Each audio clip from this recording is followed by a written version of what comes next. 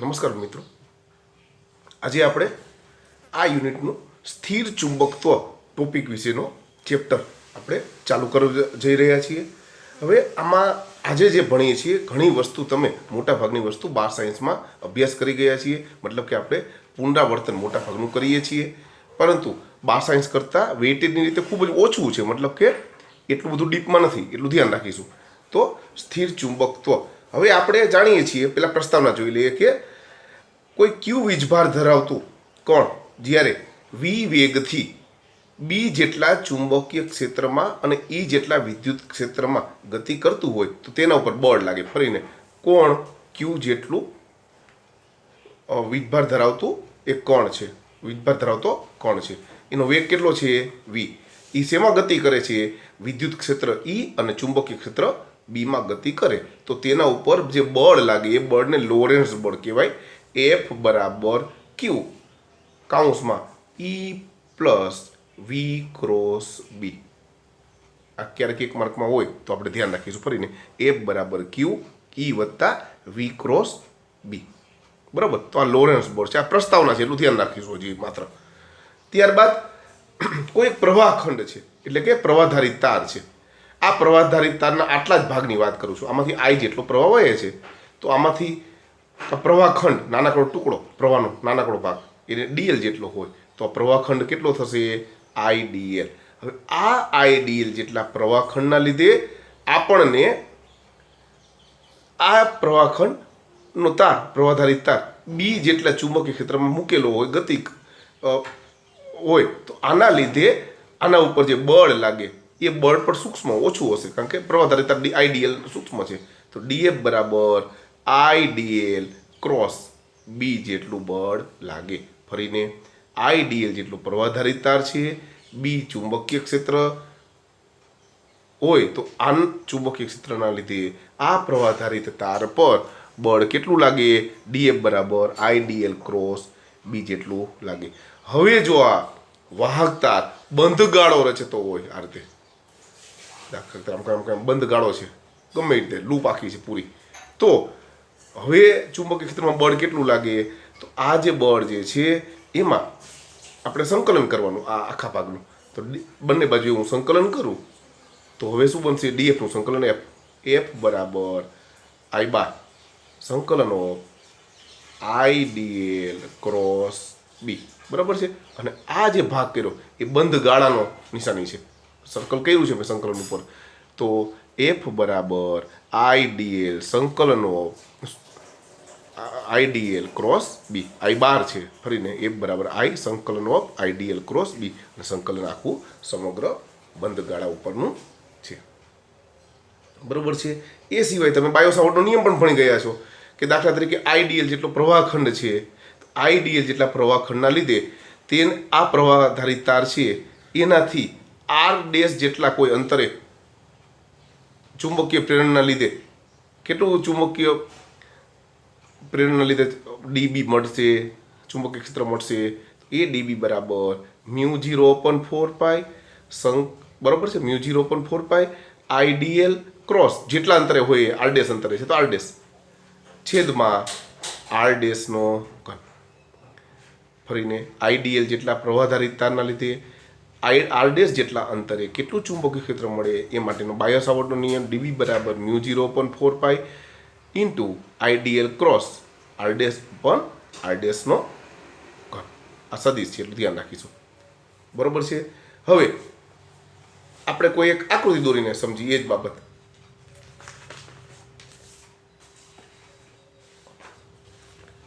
દાખલા તરીકે આ પ્રવાહધારિત તાર છે, આ પ્રવાહખંડ એટલે કે આઈડીએલ, ત્યાંથી આ પી અંતરે એટલે કે આર ડેશ અંતરે પી બિંદુ છે, અને આર ડેશ કહું છું.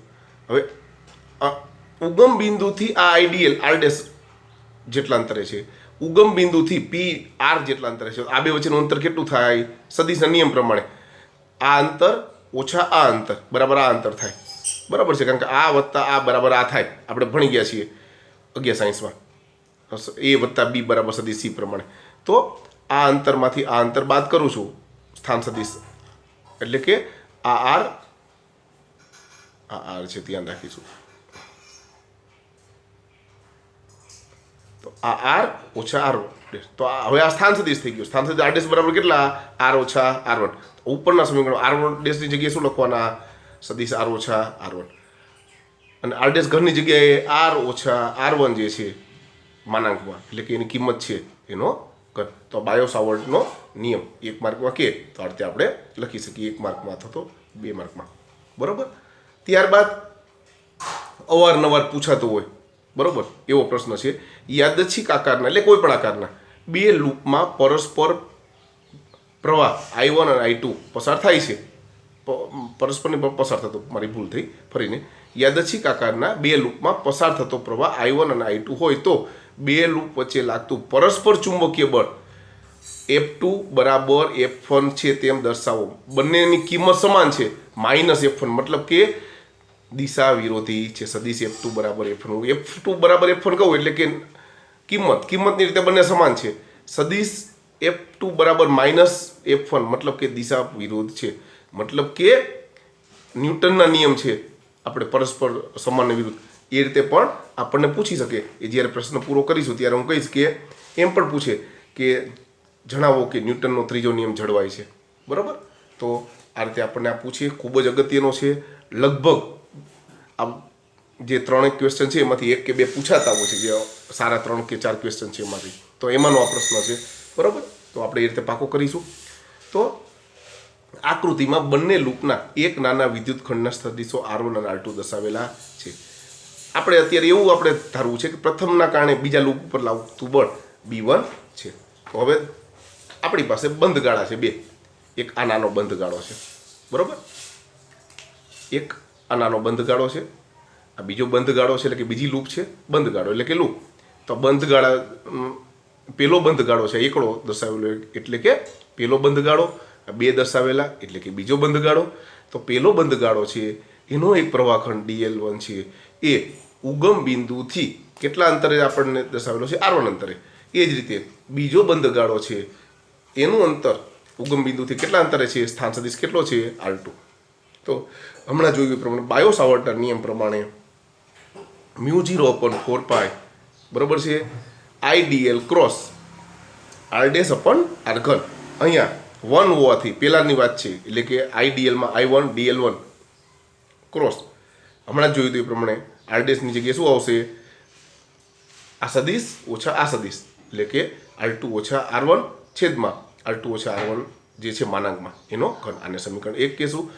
એ જ રીતે આ ચુંબકીય ક્ષેત્રને લીધે બીજી લૂપ પર લાગતું બળ. હવે આના લીધે એક ચુંબકીય ક્ષેત્ર મળ્યું. હમણાં જ આપણે પ્રસ્તાવનામાં આપણે જોયેલું, બરાબર છે, કે કોઈ એક ચુંબકીય ક્ષેત્ર જે છે, બરાબર છે, બી જેટલા ચુંબકીય ક્ષેત્રમાં આઈડીએ જેટલો પ્રવાહખંડ મૂકેલો હોય તો બળ કેટલું લાગે? જે પ્રવાહખંડ મૂકેલો છે એને ગુણ્યા ચુંબકીય ક્ષેત્ર. હવે આને લીધે આ જગ્યાએ આટલું ચુંબકીય ક્ષેત્ર મળ્યું. કેટલું મળ્યું? આ.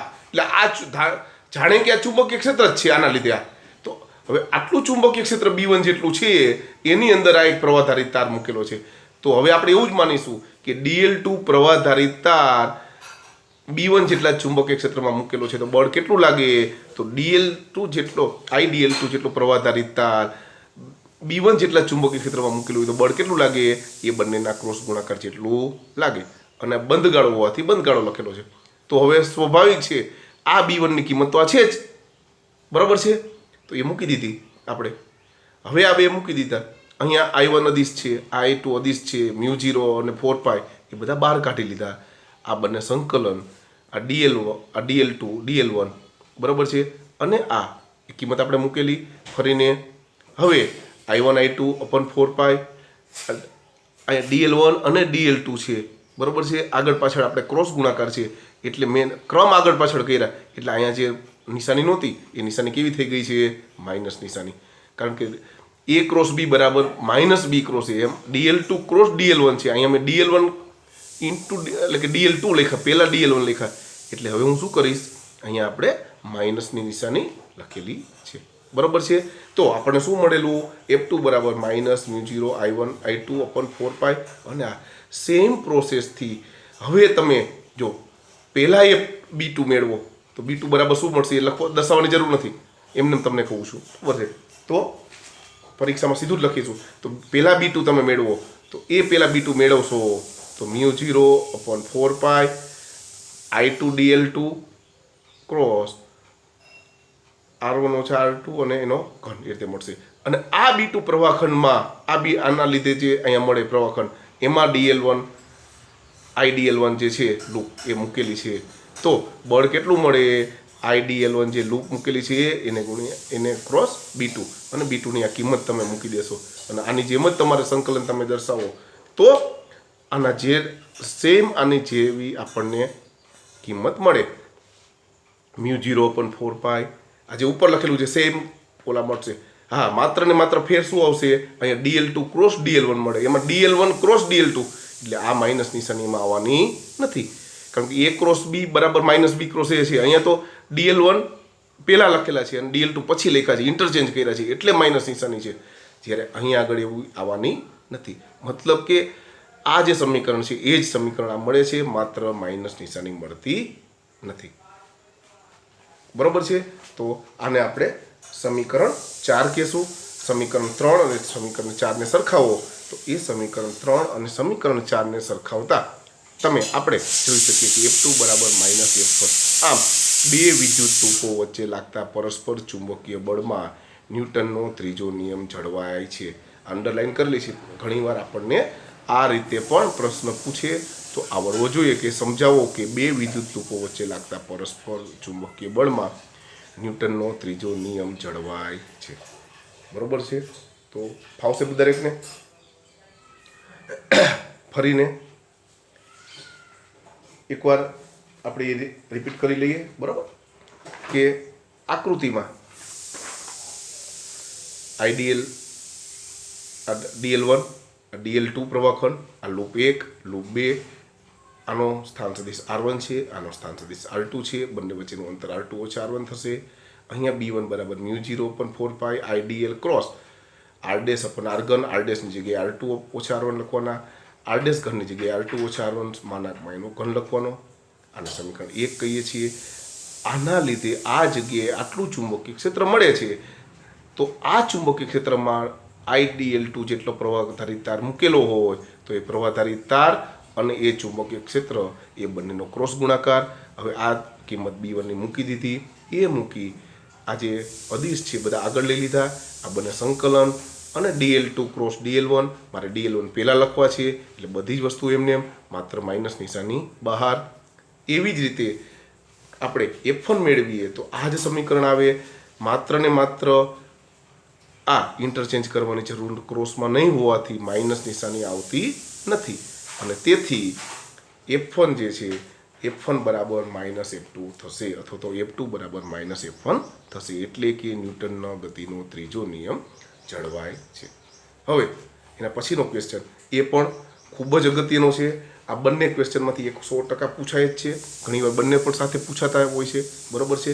તો સ્થિર ચુંબકત્વ માટે ડેલ ડોટ બી બરાબર 0 સાબિત કરો. ફરીને સ્થિર ચુંબકત્વ માટે ડેલ ડોટ બી બરાબર 0 આપણે સાબિત કરવા માટેની વાત છે.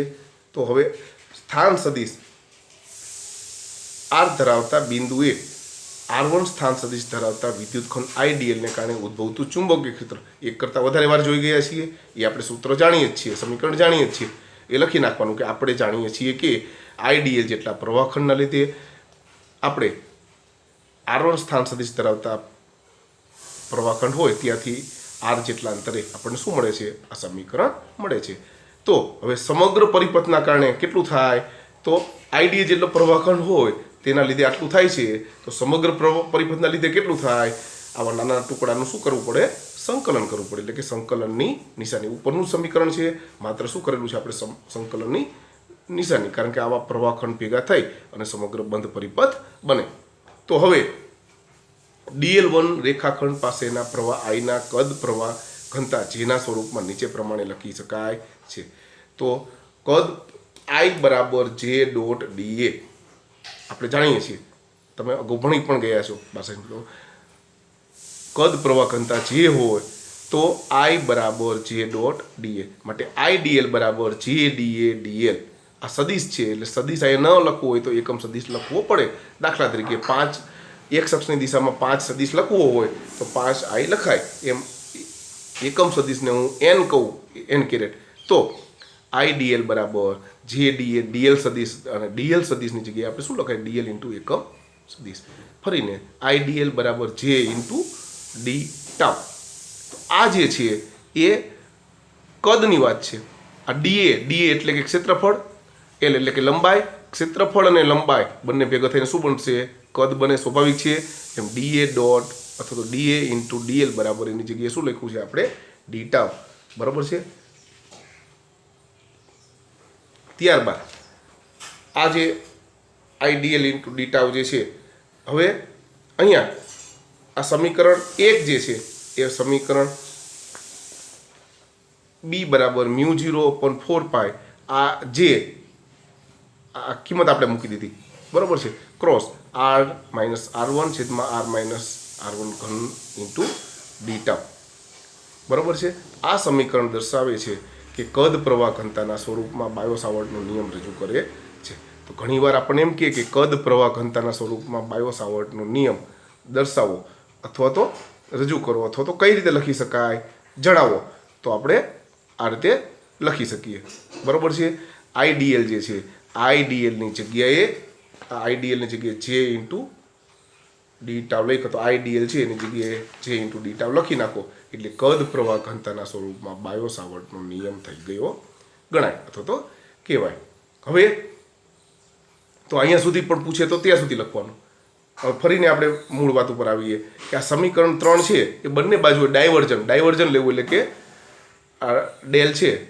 બંને બાજુએ ડેલ મૂકી દઈએ છીએ તો ડેલ ડોટ બી બરાબર આ ડેલ ડોટ બી બરાબર અહીંયા ડેલ મૂકું છું બરાબર μ0/4 આગળ અહીંયા ડેલ બરાબર છે જે ક્રોસ r - r1 નો ઘન ઇન્ટુ ડી ટાઉ μ0/4 આ સંકલન નિશાની બહાર ડેલ ડોટ જે ક્રોસ આ જે આપણી કિંમત છે તેને તે જ તો હવે હવે આ સમીકરણનું સાદરૂપ આપવાની જરૂર નથી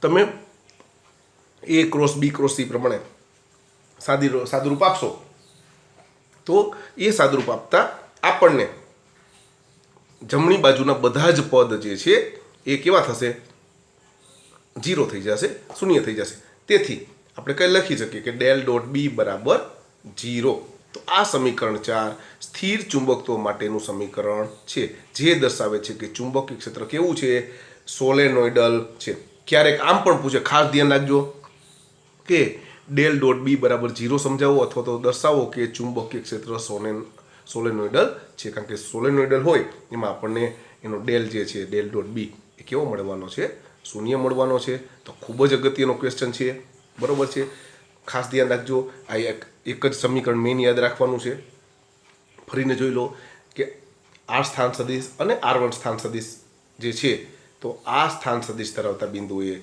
આ સ્થાન સદિશ ધરાવતા આઈડિયલ પ્રવાહખંડના લીધે ઉદ્ભવતું ચુંબકીય ક્ષેત્રનું સૂત્ર આપણે જાણીએ જ છીએ બરાબર ઘણીવાર વાંચવાથી એમ લાગે કે બે વસ્તુ કેમ છે તો એના લીધે આમ છે કે આ પ્રવાહખંડ છે એ r1 જેટલા અંતરે છે આઈડિયલ તેના લીધે અહીંયા જ ઉદ્ભવતું ચુંબકીય ક્ષેત્ર કે જે આ સ્થાન સદિશ છે તો આ પ્રવાહખંડના લીધે અહીંયા ચુંબકીય ક્ષેત્ર કેટલું મળે એનો મતલબ એવો થશે તો આ સ્થાન સદિશ ધરાવતા બિંદુએ r1 સ્થાન સદિશ ધરાવતા વિદ્યુત પ્રવાહખંડ આઈડીએલના કારણે ઉદ્ભવતું ચુંબકીય ક્ષેત્ર અને આગળ જે આપણે આકૃતિ દોરી ગયા છીએ એ આકૃતિ પણ તમારે અહીંયા દોરવી હોય તો તમે દોરી શકો છો બરોબર તો હવે ડીબી બરાબર μ0I/4 dl ક્રોસ અને હું r' જ બોલું છું r' અપરના r' ઘન r' બરાબર r - r1 અને આની જગ્યાએ આપણે r - r1 ઘન આ તો માત્ર પ્રવાહખંડ હતો નાનો સમગ્ર પરિપથ હોય એટલે કે સંકલન હવે કદ પ્રવાહ ઘનતા આપણે લખવા માટે I બરાબર જેના સ્વરૂપમાં લખ્યું જે ડોટ ડીએ બંને બાજુએ ડીએલ ડીએ ઇન્ટુ ડીએલ બરાબર ડી ટાઉ લખ્યા અને આ આઈડીએલ આપ છે તેની જગ્યાએ જે ઇન્ટુ ડી ટાઉ લખી નાખ્યા અને ત્યારબાદ બંને બાજુએ ડાયવર્જન લખો અને કહી દો કે જમણી બાજુની કિંમત શૂન્ય થવાની છે બરાબર છે ત્યારબાદ ક્વેશ્ચન 4 અસમાન ચુંબકીય ક્ષેત્રમાં ચુંબકીય દ્વિધ્રુવી માટે દર્શાવો કે F બરાબર મ્યુ ડોટ ડેલ, એ કાઉન્સમાં લખવાનું છે ફરીને mu dot del into B. બરાબર છે. તો અસમાન ચુંબકીય ક્ષેત્રમાં દ્વિધ્રુવીય માટે આપણે આ સાબિત કરવાનું છે અથવા તો દર્શાવવાનું છે. એ પણ ખૂબ જ સહેલો પ્રશ્ન છે. તો આપણે જાણીએ છીએ કે વિદ્યુત વહન કરતી લૂપ હોય એમાં એક ચુંબકીય દ્વિધ્રુવીય તરીકે વર્તે છે અને તેની ચુંબકીય ચાક માત્રા મ્યુ બરાબર I ઇન્ટુ એ. આ પણ ઓલરેડી આપણે ભણી ગયેલા છીએ 12 સાયન્સમાં. તો વિદ્યુત વહન મેં તમને ગયા લેક્ચરમાં અગાઉ પણ કીધેલું કે 12 સાયન્સનું થોડું ભલે 5 વખત વાંચવાનું, એકવાર જોઈ લેવાનું. બરાબર છે. તો ખૂબ સરળ બનશે. તો વિદ્યુત વહન કરતી લૂપ હોય તો એ એક વિદ્યુત દ્વિધ્રુવી તરીકે વર્તે અને તેની ચુંબકીય ચાક માત્રા કેટલી થાય? તો ચુંબકીય ચાક માત્રા મ્યુ કહેવાય. બરાબર છે. તો I ઇન્ટુ એ. હવે આ જ ગૂંચળાને નિયમિત ચુંબકીય ક્ષેત્રમાં લટકાવો તો આ વિદ્યુત દ્વિધ્રુવીય વહન કરતી લૂપ હોય એ ચુંબકીય દ્વિધ્રુવી તરીકે વર્તે છે અને એને આપણે એક ચુંબકીય ક્ષેત્ર બીમાં લટકાવીએ તો મ્યુ જે છે, બરાબર છે, આ ચુંબકીય ચાક મ્યુ જેટલી ચુંબકીય ચાક માત્રા ધરાવતો લૂપ છે એને બી જેટલા ચુંબકીય ક્ષેત્રમાં તમે લટકાવો તો એના ઉપર ટોર્ક લાગે. બરાબર, કોણાવર્તન થાય અને કેટલું હોય? મ્યુ ક્રોસ બી જેટલું થાય. એટલે કે એ ટોર્ક કેટલું લાગે? ટાઉ બરાબર મ્યુ ક્રોસ બી. બરાબર છે. ત્યારબાદ આપણે ત્યારે દાખલા પણ ગણતા તો એ ચુંબકીય ક્ષેત્રમાં મૂકતા સ્થિતિ ઉર્જા કેટલી થાય? સ્થિતિ ઉર્જાને યુ કહેવાય. યુ બરાબર માઇનસ મ્યુ ડોટ બી. આમાં મ્યુ ક્રોસ બી હતા, સ્થિતિ ઉર્જા છે એટલે મ્યુ ડોટ બી. તો બળ કેટલું લાગે? તો બળ F બરાબર માઇનસ ડેલ ઇન્ટુ સ્થિતિ ઉર્જા. આ તો યાદ રાખવાનું, ડેલ ઇન્ટુ સ્થિતિ ઉર્જા માઇનસ ડેલ સ્થિતિ ઉર્જા કેટલી છે? Mu dot B. Minus mu dot B બરાબર માઇનસ માઇનસ પ્લસ એટલે કે ડેલ મ્યુ ડોટ બી. બરાબર છે. ત્યારબાદ ગણિતનું સૂત્ર del dot A dot B પ્રમાણે તમે સાદુરૂપ આપો. બરાબર, આપણે આપવાની જરૂર નથી, મેં આ બુકમાં આપેલું છે પણ આપણે આપવાની જરૂર નથી. તો જમણી બાજુના બધા જ પદ અહીંયા શૂન્ય થવાના છે અથવા થાય છે. તો જમણી બાજુના પહેલા સિવાયના બધા જ પદો શૂન્ય થાય છે એટલે કે F બરાબર મ્યુ ડેલ ડોટ બી થવાના છે. પહેલું પદ રહેવાનું છે, બાકીના બધા કેવા થવાના છે? શૂન્ય થવાના છે. હમણાં આપણે જોઈ લેશું. બરાબર છે. ફરીને કે આપણે જાણીએ છીએ કે વિદ્યુત વહન કરતી લૂપ એક ચુંબકીય દ્વિધ્રુવ તરીકે વર્તે છે અને તેની ચુંબકીય ચાક માત્રા મ્યુ બરાબર I ઇન્ટુ એ છે. હવે આ ગૂંચળાને નિયમિત ચુંબકીય ક્ષેત્રમાં જો આપણે લટકાવીએ તો એના ઉપર શું લાગશે? ટોર્ક લાગશે. ટોર્ક ટાઉ બરાબર મ્યુ ક્રોસ બી. સમીકરણ 2. હવે મ્યુ જેટલા ચુંબકીય ક્ષેત્રવાળી ચુંબકીય દ્વિધ્રુવીને બી જેટલા ચુંબકીય ક્ષેત્રમાં મૂકતા સ્થિતિ ઉર્જા તેની કેટલી હશે? બંનેના ડોટ ગુણાકાર જેટલી, પણ ઋણ નિશાની. તો બળ કેટલું હોય? બળ F બરાબર માઇનસ ડેલ ડોટ સ્થિતિ ઉર્જા.